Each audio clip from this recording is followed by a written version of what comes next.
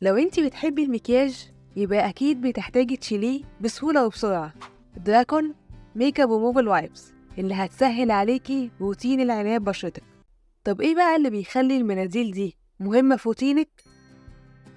أول حاجة هتعجبك في المناديل دي هي المكونات الطبيعية اللي فيها، زي الكولاجين والعسل وفيتامين سي والنياسينامين.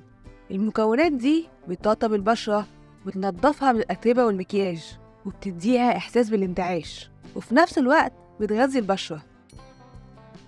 ودي حاجة مهمة جدا. المناديل دي بتيجي في عبوة عملية جدا، يعني تقدري تحطيها في شنطتك وتستخدميها في أي مكان وفي أي وقت. كل اللي عليكي تعمليه هو مسح خفيف بالمنديل على وشك، وهتلاقي المكياج اتشال تماما. حجم العبوة مناسب جدا لأنها مش كبيرة قوي، مع إن فيها 50 منديل، فهتكفيكي فترة كويسة جدا. بالنسبة لريحة المناديل فهي مش قوية قوي ومش بتضايق، بس برضه ممكن ما تعجبش كل الناس، ممكن حد يستخدمها ويتضايق منها. استخدام المناديل دي سهل جدا، زي ما قلتلك. كل اللي عليكي تعمليه هو مسح خفيف بالمنديل على وشك، وهتلاقي كل المكياج اتشال تماما، حتى المكياج الووتر بروف.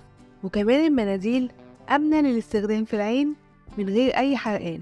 وبعد كده اغسلي وشك بالغسول المناسب لنوع بشرتك.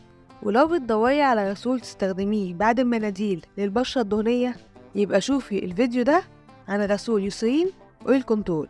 ولحد ما اشوفك الفيديو الجاي، نصيحتي ليكي انك قبل ما تشتري اي منتج للعناية بالبشرة لازم الاول تعرفي نوع بشرتك وتختاري المنتجات المناسبة ليها.